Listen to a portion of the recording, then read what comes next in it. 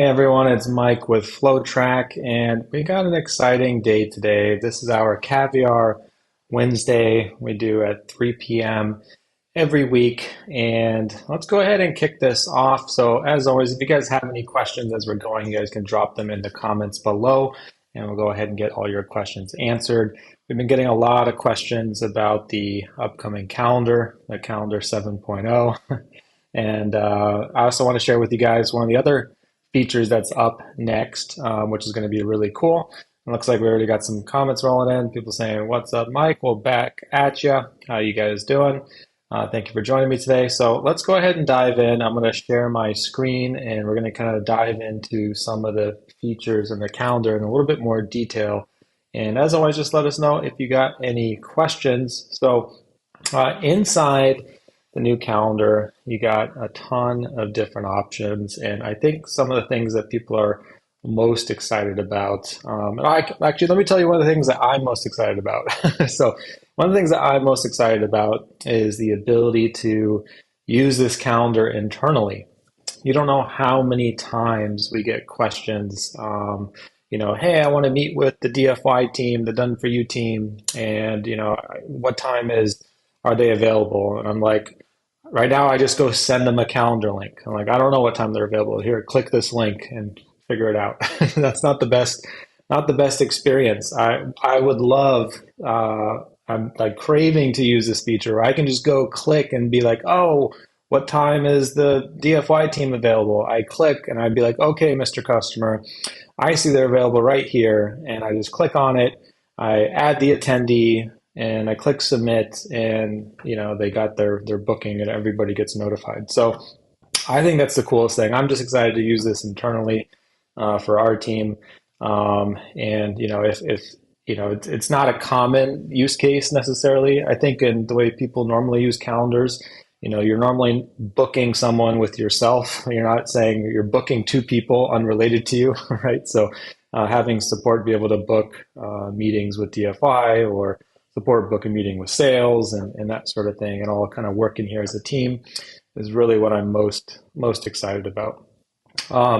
And so we got the ability to hide and show weekends, which I think is pretty cool. You also got the day, week, and month view in here, so you guys can toggle between those, which is awesome. And of course, just be able to click on different teammates in here and kind of see their overlapping time for different things.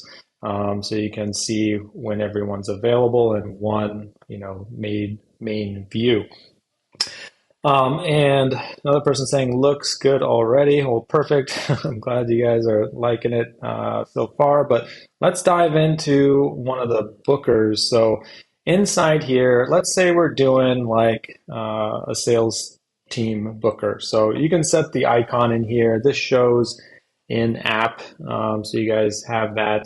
You also have the ability to go in here and change the meeting event option. So the meeting, actually, no, let me show you this one first. So the multiple calendar in here is probably one of the coolest features. So I can come in here and say, I want to have my calendar and Steve's calendar, and we're all going to be in here in the calendar, and we get to pick what type of event we want to have.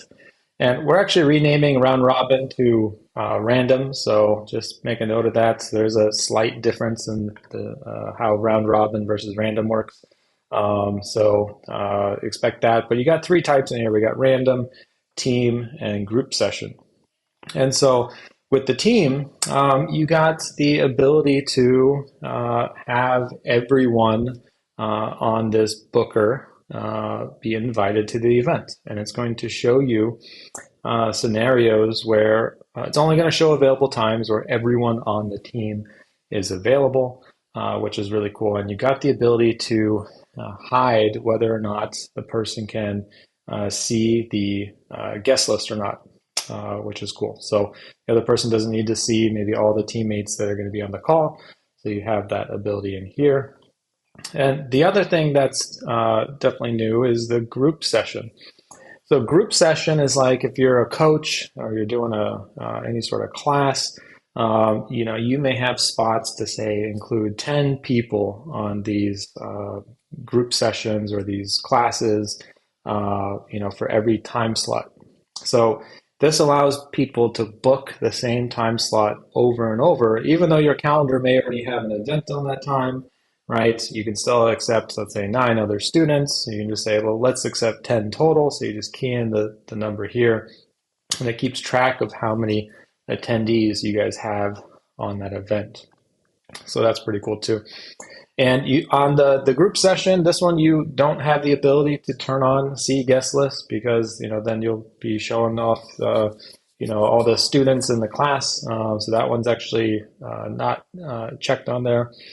Let's see, what other things do we got? So we have it. So if you click on Google Hangouts and you have a Google Calendar connected, it will automatically generate the Google Hangout link, which is really cool, and it plugs that in the meeting description. So I know that was a common thing, because Google Hangouts doesn't let you pick a static Hangout link by default. I know there's people that found cool workarounds to do that. You can create a meeting in your Google Calendar for like a 5-year meeting, whatever the max is you can do. And you can create a Hangout link for that, and that won't change for as long as that meeting's active. So that's a cool little hack people have done to kind of generate their own static link for Google Hangouts. So I thought that was pretty cool. And then going back to the random, we do have the ability to have the priority assigned. Basically, we're going to weight the priority based on who's the contact owner. So if you guys are using this in a sales or account management type of scenario, you prefer the customer to be booked with the account owner or the contact owner, you can flip this switch and turn that on, which is really cool. Let's see what else we got. So going to a meeting event options, you have a lot of different types of options. I think you guys are going to be really excited. You can actually change the title of the meetings, which is good. And you also have the ability to do events. So when we click on events, you can come in here, and you got a lot of flexibility when it comes to the events. So these can be, obviously have a start date and end date, but the repeating piece is pretty cool. So you can say this is a repeating event every week, etc., or only repeats on certain days. It ends after a certain number of occurrences. And then this option down here, which is pretty cool too. So this allows you to decide if someone can jump into this meeting or class in the middle, right? So if you have a 10-week course and you got maybe you're using a group calendar or whatever, you got a 10-week course, and maybe you need your students to go in and actually start from the beginning, that first meeting. They can't jump in the middle. So if this is turned off, they can't jump in. Let's say if it's a 10-week course, I change this to 10. They can't jump in week 5 and book an appointment. So that's a pretty cool switch right there. Give you guys more flexibility. So we got some people asking some questions already, so I'm going to just dive in here and answer some of those. So we got someone asking, let's see, kind of small. So can you change the color label? Can you take a step-by-step to create a calendar? Shows us the website with the calendar. So you absolutely can change the color label. So we can come in here and do that and show you guys what that looks like.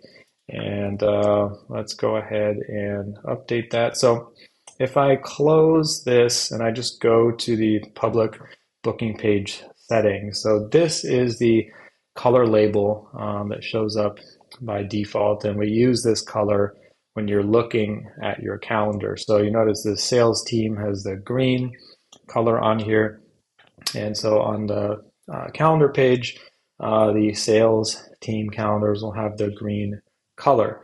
Now, each event can also have a color, right? So you got the color option down here that'll update on your Google Calendar, for example. So you can go in there and change the color of the events and come up with some sort of color scheme or formula that you guys think works best for you. So you guys can do it that way in there. So that's how you can update that color. And so The next thing is going to be able to customize the booking page. So you guys can customize the booking page inside the website builder. And so we got the booking page in the builder. Let me just show you what that looks like. So everyone, when they connect their calendar, gets a default page in the website builder, and you guys can customize this. This is just the normal page in the website builder, and so you got options to hide different things. So you can hide and show different things, change the font, the colors, etc. But you can also just drag and drop anything, right? So this is a normal page. You can use this to create a custom page, add a countdown, etc. In here. So there's lots of stuff you can do. And of course, you'll be able to use this calendar widget on any page in the website builder. It just shows up as a new widget in there on the left. And let's see, someone's asking about a process to link to predefined questions up front on the booker. Absolutely. So the way that we did that is on the booking page, you got these calendar pages right here. And so this is what we show to the user when they're booking an appointment with you. So first you got the calendar where they pick a day. Next, you got this basic info form right here, and you can actually drag to reorder this. Maybe you want to collect the lead first, and then they pick a day, or maybe you just want to put in your own custom form, so you can go ahead and click that button. And this is my test environment, so that button's not working. But you'll be able to click this button right here, and you're going to be able to add in your own custom form in here. And the cool thing is that is your, you can do wizard forms or payment forms, survey forms, any type of form that you want, and you'll be able to put that form before they pick a time or after they pick a time. And of course, that can be hooked up to the automation in there. So, we're going to definitely use that for our DFY meetings. Ask the person, what type of service do you need? Maybe even have the payment form in there before they do the booking, and that's where you'll be able to do it. You'll be able to collect payment up front or after for the bookings, which will be really cool. Let me see if I can pull up another window to show you guys something. We also got the ability for you guys to go in and customize the system emails. So let me see if I can show you that. So all the white label users are going to get some new emails that pop up inside your system. And so you got basically some default emails. Since as a white label or black label user, you got some default emails that are going to be in here for your sub accounts. And then your sub accounts can customize those emails. So let's take a look at one of these. So I can just click on edit, open up the appointment approved email that goes out to the customer. And you got an email right here that you can go ahead and customize this to get it to match, whether your look and feel, your brand, etc. But this is just the default, so customers can go in and customize their own emails in here, which is really cool. So you got different ones for, the meeting's been approved, the meeting's been rescheduled, you got the invites, you got all different types of email events in there. So you'll be able to customize that under your white label settings. Another email like pending approval. So you got all sorts of stuff in here on that front. Let's see. Another person's asking, do we need a subdomain to attach to the calendar, or can we use the same domain? So you can use the same domain. We actually put in some cool new generic domains too. So you can use any domain that you already have connected inside your system, or you can use one of the built-in kind of like test domains. So we'll have like calbooker.com, like calendar booker, and we'll have some other generic ones you can use. And the, let's see, I think it's on the, trying to think, I know we don't have the /meet in there anymore. I'm trying to remember if that's all domains or not. I don't remember off the top of my head, but we took out the /meet, so you don't have to have that prefix in there, meet anymore. which is pretty cool. But this is where you'll be able to switch between your domains, pick one that you already have added to your system, or you can pick one of the generic ones in here. So great question. Let's see. Someone's asking about the Zoom integration. So the Zoom one, theirs goes through like an approval process. So that's going to be a little bit slower, but we got the Google Meet one out of the gate. So if you use Google Meet, or if you have a static Zoom link, you can obviously plug your static Zoom link in there, no problem. But if you wanted the Zoom link generated at time of booking, that one's going to come a little later in here as well. So we got Chevy's asking, are you going to be able to have different services available for the appointment? For example, you got a hair wash or a hair curl, or different appointment styles. So there's a few different ways you can do that. You can do it two different ways. So if you're charging up front for this service, I might even just use a purchase form on that and add the form as one of the calendar pages. So the first step in your form is going to be to select your service or pay for the service. That would be one way to do it. The other way to do it would just be to use the meeting event options. You can come in here and just type in, haircut, right, and customize these. This is what's going to show on the booking page, and you can put in how much time that service takes in here, and so you can have basically your meeting types are a list of your services. So if you weren't collecting payment, I would say use the meeting type. If you did want to collect payment, I would say use the form. That would be the best way to do it. Let's see. We got going through some more questions. And we do have flow triggers on this too. So we got a bunch of different triggers on there. So if we go into the flow builder and come into one of these flows, we can come in here and check out some of the triggers that we got. So in here, let me just click add trigger and I'll show you what we got. So on the calendar, you got meeting scheduled triggers. Now you can listen to meeting schedules on all bookers, so all booking links or just specific bookers, and you can come in here and select, do multi-select on the ones that you want to listen for. You can also listen for status changes on all bookers or specific bookers, so when it's confirmed, cancels, etc. And then you got some of the built-in statuses you can listen for, like approved, declined, canceled, or rescheduled. So all of those can be triggers to trigger your flow. And the great thing is if you're only wanting to use these triggers to just send out an email, you can do that without an automation flow. You can just customize the template, the email template. Let me go in and actually just show you where that is on the booking page. So on the meeting invite page, one of these tabs right here, yeah, you got these email notices here. So the description is going to change a little bit, so a little more user friendly, but you can just come in and check or uncheck these things, and even add multiple options. So on some of these, like maybe you want to send a reminder, you can say 1 hour before, and we'll do another one 15 minutes before, right? So you can come in here and set these, some of them to be more frequently, or change the frequency on here.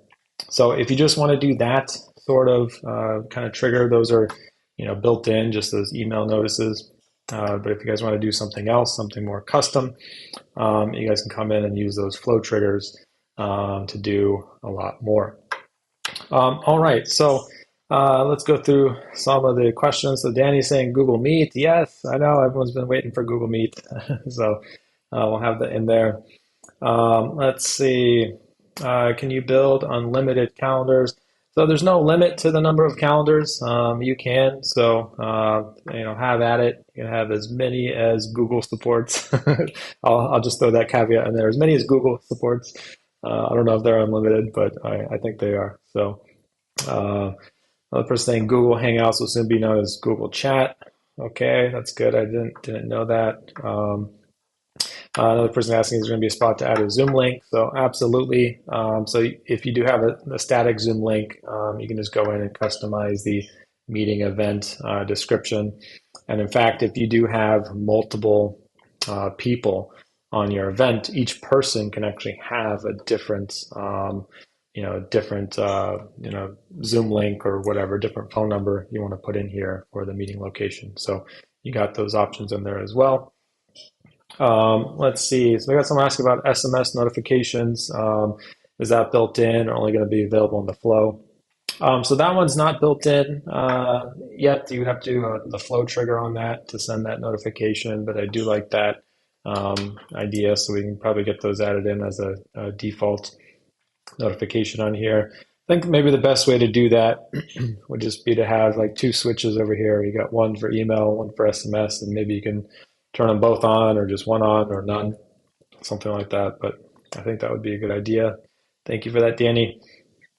Another person asking about that, SMS reminders. So yeah, the only way to do that out of the gate will be in the flow. I think getting the SMS template in there would be pretty easy too. So we can get that added in there. Can you charge per calendar in the package? That's a great question, and I'm trying to think. I don't think we have calendar as an option in the package builder. So let's check. So I'm going to go into packages, and we don't have calendar in here. We do have integrations, but I'll make a note of that one too, and I'll take a screenshot of that. So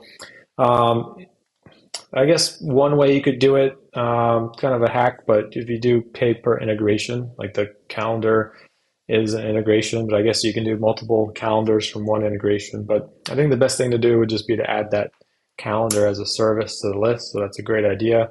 I don't know who wrote that. It just says Facebook user. So thank you for that. We'll get that added in there as a package option. Is there any future plans of integrating iCal easily? So that's a great question. And so we got I assume iCal, you're talking about integrating a third-party iCal sync option. We do have the iCal attachments in the events. So you can actually disable the, what's it called? Disable the notifications from your calendar service. So if I pull up one of these bookers in here, let's go ahead and open up the sales team. So one of the options in here is going to be to turn off those emails that go out. So let's see. Now we have that in here somewhere. I gotta check where that is. Maybe it's not displayed on there yet. That's interesting. Okay, well okay, I gotta check on that one because I don't see that option. But there should be an option in there. So there should be an option there. I don't see it right now, but to actually turn off the emails that go out. Oh, I remember. So right now that's only on the all events need to be approved. So if the event needs to be approved, the email doesn't go out. But I think we should just have a dedicated switch for that to send notifications or not. As I'm talking about that, I think we need to add that switch. I hope that answers your question. So you got the iCal, the ICS card in the email now, but to integrate another iCal service, right now we just have the Microsoft and Google service in there. Happy to look at iCal and see if there's something else we can do on that front. So thank you for that, Lisa. And I got that so I can screenshot so I can look at that later. Another person asking, when is this going to be released? So it's always one of those hard things to give, good estimates around. And that's why our dates jump around a little bit because, priorities shift and different things happen and got things to fix and add. So we originally planned on that being released today, the calendar, and then there's still a few things we needed to get buttoned up and finish testing on. So we're looking at tomorrow, and it's still an aggressive date. So that's all we do is set aggressive dates. We set dates of yesterday, and I think sometimes our time estimates reflect that because everyone's like, you said it would be done yesterday, and it's not. So that's just kind of how we work trying to work fast. So, but we're aiming for tomorrow, tomorrow around noon. So that will be in there. Let's see. Another person saying calendars in the packages is a great idea. I agree. So whoever gave that suggestion, that's a great idea. Jacob, okay, perfect. Thank you, Jacob. And so Danny was asking, okay, the ability to sync Apple calendars. So that's a great question. And so one of the ways we're able to make this, I think, um, so much quicker and easier, and I think maybe better in some extent, is the fact that we don't build our own calendar system, right? And what I mean by that is the record of truth or the source of truth is actually your calendar. So there's a lot of tools out there that are built on this syncing model where you get an event and it'll sync with the calendar, and maybe it does sync, maybe it doesn't, maybe it syncs late, there's a delay and you get double booking and you're resolving conflicts and kind of a nightmare to deal with. So we actually don't have the internal calendar store, so we don't have to deal with all those sync issues. And so we can definitely look at the Apple calendar, just writing to that real time, but calendar is real time. So the second you click, new event, it's everywhere on your calendar. So I think that helps eliminate a lot of the issues with a lot of these services. You always see people saying, why didn't this event show up until an hour later? And then I got double booked and weird stuff like that. So definitely able to avoid that without the syncing. But we'll see if we can do that with Apple Calendar without the sync. But I know we've got that other way with Google and Microsoft. Let's see.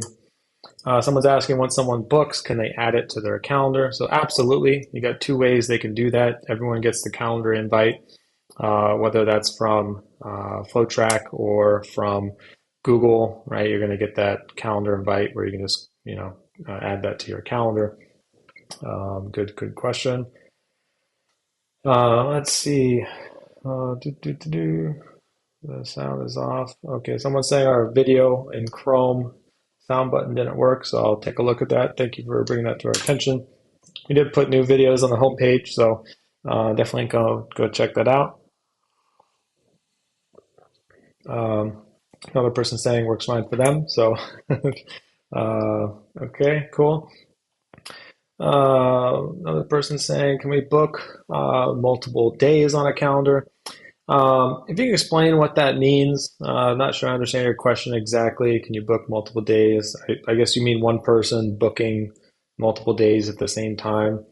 If it's a recurring event, yeah, you can do that. Other than that, the flow is just you pick one time for the event, not multiple times.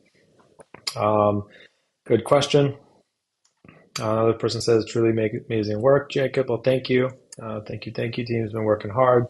All right, so let's show you some of the other things that should be in tomorrow's release. This is going to go out with the calendar. So we have a change in here, and I got to make sure I actually have a form that has the data that I want. So let me actually just go ahead and create a form first so I can show you what I'm talking about. So let's say we created a form, and I'll delete this, and let's add the radio option in here. I think this one's really cool. So we can save this, and we'll call this, what service do you need? And maybe we'll put in here, I don't know, just saying haircut. I'll just put in the next one, SEO, just for fun. And then web design. All right, let's say you got these like multiple options in here, and I'll give this a user-friendly name, haircut, SEO, and web design. So let's say I got this form. Perfect, I got this form. Maybe I want to put in, a person's name and email, so I can drag that on here. And so normally if I wanted to use this type of form in the Flow Builder form, in the Flow Builder, you could do a bunch of conditions, like if the person clicked haircut, do that. If they clicked SEO, do that. And you kind of end up with this, bunch of different conditions to do something that should be simpler. And so what the team did is they ended up modifying the was it the split test route? I think we got to rename it. So before, this used to work only randomly. So you could randomly pick a route, or randomly pick a route based on percent. Now you can say pick route based on a variable. And so one of those variables can be from your form. This flow is actually not using that form as the source. So let me actually just create a new one to show you. So I'm going to say process the form submission. I'm going to use my services form. Perfect. So now I can come in here and pick the route step, and I'm going to say pick route based on variable, and I can pick my services form. And on my services form, I'm going to select what service do you need. And so it went ahead and filled all the different branches in here. So now I got a branch step that's going to branch out depending on their answer. So I think that one's really cool. You'll be able to do it on a bunch of different variables, including message body, which is being added in there too. That'll be part of the release, message body. So incoming SMS body. So break on different keywords and have multiple keywords. So I think that's going to be really cool. The old way, like I said, of doing that was like have a condition: if haircut, yes, no. And then if SEO, yes, no. If web design, yes, no. And now you can just do that all in one step, which makes it easy. And it actually just reads from the form because we already have the form data, so you don't have to key in all the options. It just automatically works, which is really cool. So stay tuned for that. But we got a lot of other cool features in the list that are kind of like this, where they're just quality of life enhancements, some of the most common things people want to do that we hear, and it's all based on your feedback. So if you guys have other things that you want to see, this is what we're cranking out right now, because this is where I think we can have the biggest impact with our community. So a lot of these things are super quick for us to add, as opposed to things like all new calendar and a bunch of other stuff. So definitely keep those ideas flowing. We can get that added in here. And let's see, I'll keep going through some of the questions. Another person was saying, that's awesome with the variables. I was planning on collecting payments and using the person's zip code to route them to the correct calendar based on the zip code, which has different availability dates. So there's a lot of zip codes out there. So probably want to come up with a good way to do that. I'm trying to think. You want to collect a person's zip code and route them based on zip code, which has different availability dates.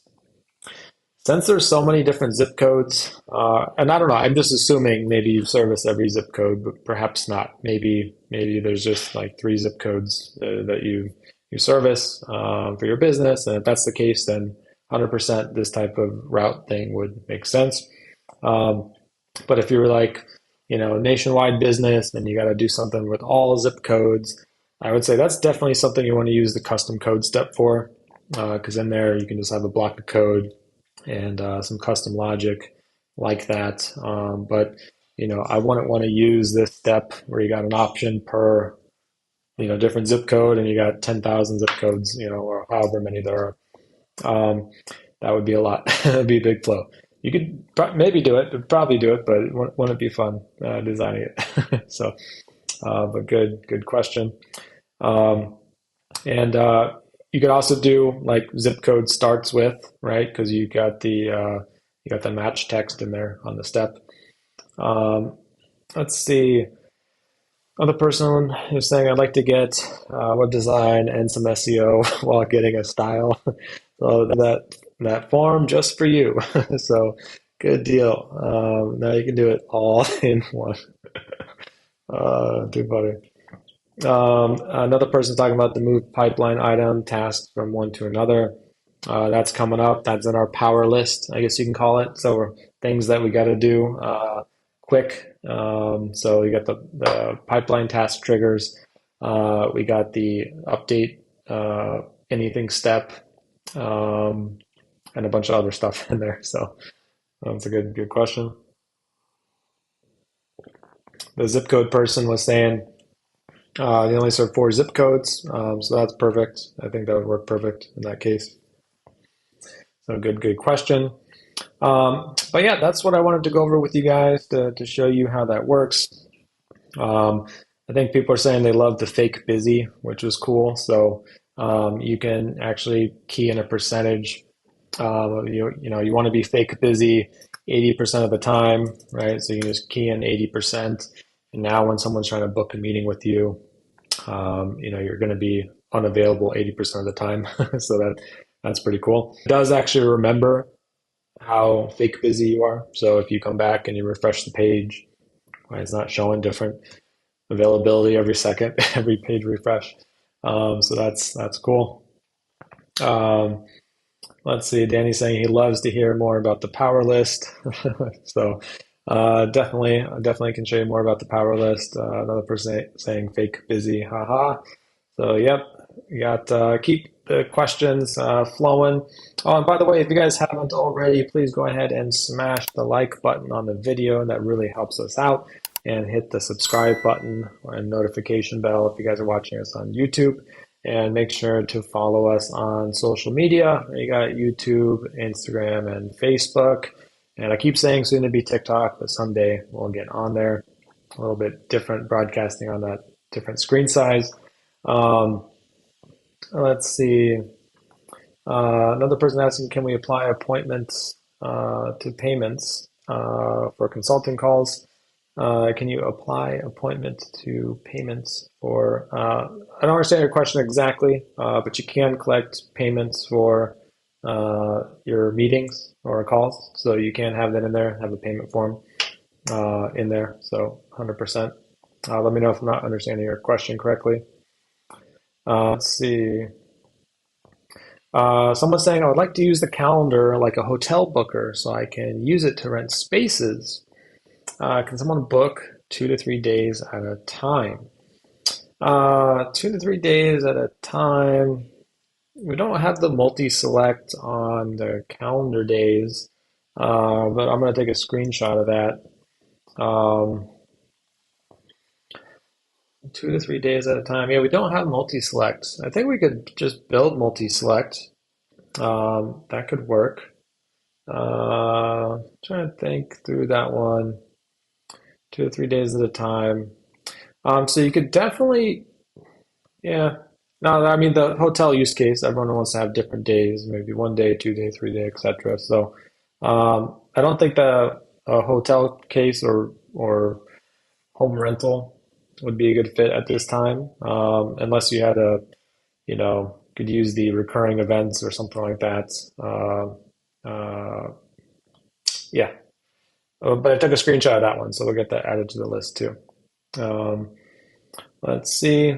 But if you had like a, travel pack and it was like, Saturday through Monday or whatever, or a week-long vacation, you could do something like that. But let's see. Okay, so people are asking about the power list. So let's see if we can go over just a few of the items in the power list. It's a big list, so there's going to be a lot of stuff coming. And the power list are quick and easy things. So you'll be hearing about a lot of stuff coming. So let me see, pull up this power list. Let's see. All right. Let's see. So we got some enhancements to the form with some of the required fields that weren't updating.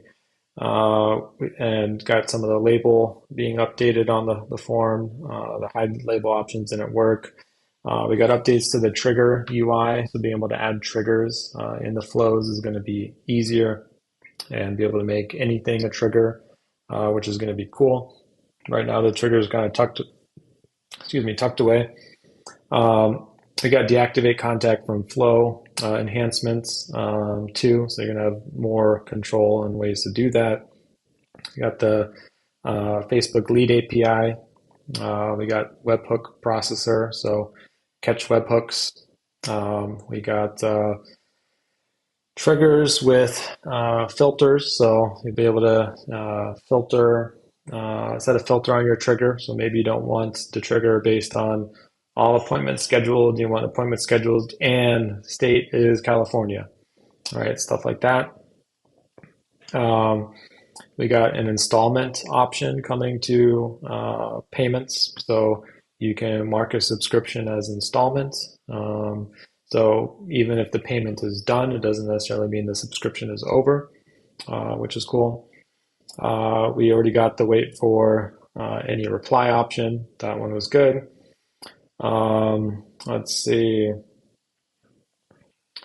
We got some SMS conversation updates regarding the resolve status. We already did the transfer call one. Let's see. Update to the next bill date in the when you're editing the subscription, and able to force dunning. So retry now button on the dunning. So if we get a card decline, retry now, or a button to cancel the dunning. We got already did that one. We're gonna have a step to send chat messages. So right now you can send emails and SMS. So you want to send chat, but there's a big list. I'm like, not even a quarter of the way down that list. So just be prepared for a bunch more cool stuff to come. Let's see, going back to the questions. One person saying excited to see the new website funnel templates and the Zapier alternative. So absolutely, you got some different teams working on those ones. So that one's going to be really awesome. The webhook is just one piece of that. So our goal is to, be a complete Zapier alternative. So that's like 1,000 plus DIMs. That one's going to be good. And the website templates, so that one was actually held up by our website builder. Our website builder was, in pretty rough shape, and so we needed to fix all that first. And so the team has been working hard. I don't know. I assume everyone saw the changelog on there, but if you guys haven't seen it, I'll go ahead and pull it up now. But the team went through and they made a ton of updates on the website builder. And so if you go through this list, probably like 80% of these things are all website builder changes. So they made some huge updates on that. Now that the website builder's in good shape, they can switch back to making the templates. Last thing we want to do is have to do the templates multiple times. So that's why we push that one back. But let us know if you guys have any feedback on the website builder. So, we've been building some new pages in there. I think it's, night and day difference to where it was before, but I want to hear what you guys think. So go in there and try to build some new pages. Let me know what you think on that user experience, and let me know if you think there's anything we can do better. It's great for you guys to cheer us on, and it's also great, or even better, to hear any constructive feedback so we can improve it. Let's see. Is there a person's asking on the website builder is a way to add a search bar if you have a long web page? There's definitely some custom little JavaScript widgets you can add for search.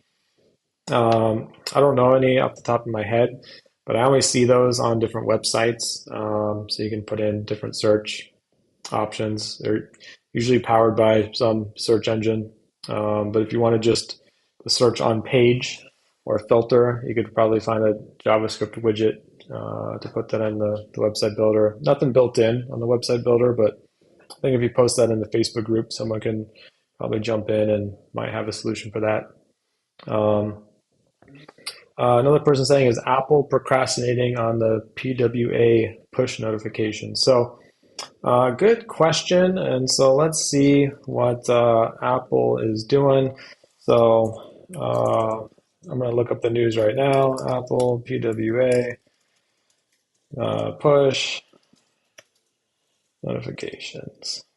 So I know they announced that they are adding it, and it was iOS 16, and I know it hasn't been added yet. I think they're on, was it 16 point something uh, right now, and I don't see any news on it yet that says exactly when they're coming out with it. But they did say they're going to support it, so we're just waiting on that. And I think a lot of people, all PWA app developers, are waiting for it.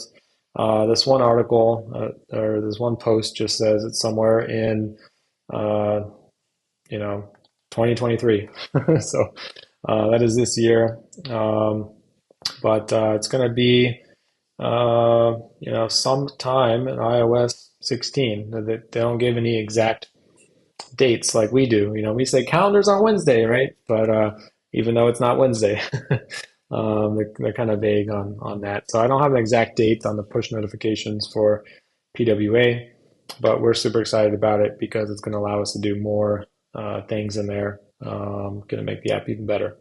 So that's why we went with the PWA app, and I think we'd be more efficient that way. So good question. Let's see. Is there any way to have notifications or sound on the incoming chat on the app? I think we can do that. So I just took a screenshot of that one. So I'll get that in the list. Another person was saying, would you say the website builder has improved? Absolutely, it's improved. So I would say if you haven't used the web builder in the last couple days, then you haven't seen all the improvements. So again, going back to this list that we had of all the updates, the changelog, everything in here, and not everyone's going to know all these issues, right? But practically all these things in here are updates to the website builder. So definitely go in and check it out. Part of it is just making sure we can have the best web builder in the industry. That's our goal. We want to have the web builder solve two use cases, which is a challenge. We want it to be something that beginners can use and no code people can use. Then we want it to be something that designers and developers are excited to use. The type of people that want full control over every little CSS property in there. And so the way that we do that is twofold, right? So I can come in and create a new project, and let's say I'll just create a new project, and we'll call this Mike. And so inside the website build, when you're designing a website, you can, just use the on-screen options here when you're building a page. So you want to start dragging stuff on here, you just drag it. You want to add a button, you want to add ratings, you want to add a switcher, right? Whatever you want to add, come in here and do that. And we made it so you can just customize all of this on the screen, just using these buttons. So that's what we expect the average, no code type of person to do, is just use these on-screen buttons. Maybe they want to put in a grid, right, and move some stuff around. So you can be like, oh, I want to put the button over here and the text over there, and just kind of move it around like that. That's the average person, what we expect. And then you get the power user, right? Power user, the developer, the designer, where they want the 300 or whatever options in here for every little CSS thing. So you're like, I want to change the flexbox properties, flex spaces, flex children, order, etc. Right? You got every little thing in here to customize for the advanced users. So we're trying to keep the average person out, no code person out of this option. And the way we do that is just put these helper bars up here. So we got the most common things, right? If you want this to, basically kind of do a heartbeat animation, well, you have that. You want to add an image, well, you just drag and drop it, and you got that too. So definitely a lot of enhancements in there. Come in, check it out. Let me know what you think. And of course, you get the royalty-free image search. You can come in here and drop in your images. But yeah, I think it's pretty darn smooth. So let me know what you guys think. And let's see. Some person's asking, when are we going to be able to use custom values in the email, SMS, website builder, buttons, etc.? So there's two ways you can use custom values today. And so one of the ways is going to be to use the data from your form. So if you're using an automation flow, let's go ahead and exit this. If you're using an automation flow, we added a new trigger in here. And so one of the triggers in here is to listen on form submission. But we have a new trigger it's called form submission data. And so if I had an automation flow and I wanted to use the answers on a form in that flow, maybe it was an application they filled out, or maybe it was some additional data on the user, you can just click this option, form submission data. It's going to pull the latest form submission from your form that this person has. So if they filled out this, I don't know, this file upload form or whatever, just select this as a trigger, and now you have full access to that data that was filled out on that form. So you can do their conditions and customize the emails and that sort of thing, all from inside the Flow Builder. So I'm not sure if we announced that one or not. So some of you guys may be excited and surprised to see that in there, but you do have that ability to use the form submission data.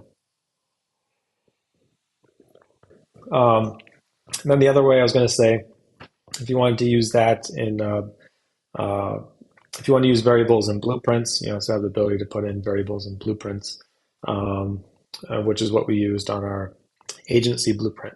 Hope all of you guys got that, the agency blueprint. And let me know if you have any questions on that.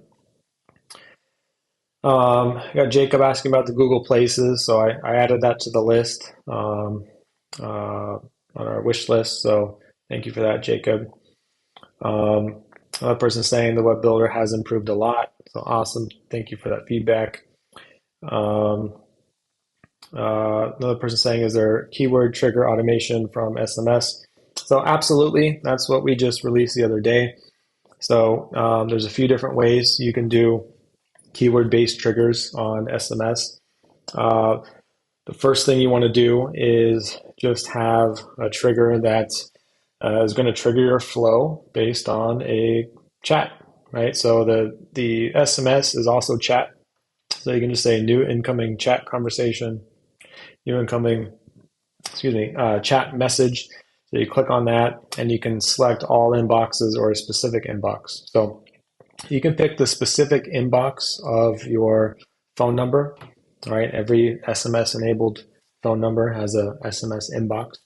So you can say, listen for incoming messages on that SMS inbox. So great, that's step one. You got this flow triggering when an SMS comes in. Step two is going to be to use the wait for reply step or the route step. You can actually use both now because they both, I think, fit that case. But this wait for reply, we changed it to be only running when someone replied to a message initiated from a flow. So you had to send a message to them first and then wait for reply. But we changed it. So one of the options that we added is in here, and it's now the default option, is wait for any inbound message. Right? Well, that's perfect because your flow is triggering when you get an inbound message. So it's not going to wait long at all. It's going to wait like a millisecond, right? So as soon as this flow triggers, it got an inbound message, and now you can start branching for based on different keyword, right? So I can say text home, 123 to my number, and so I'll make a branch that looks for that. I'll make another branch that says text buy now to this number. Right? And so you can start putting in the different keywords that you want to match. When you're done, you just go ahead and click save. And similar to the route test right here, the random route, you got the different branches. So I can just connect this here. And now I got the different branches for those different SMS keywords. So that's brand new. I think it was released yesterday or Monday. Time is kind of a blur, but it was released recently, so you can do that in here now.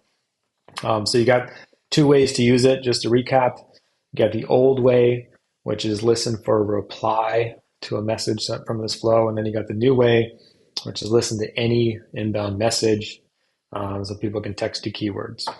So let me know if you guys got any questions on that. I know a lot of people are waiting on that, so that one's really cool, and definitely keep the ideas and suggestions coming.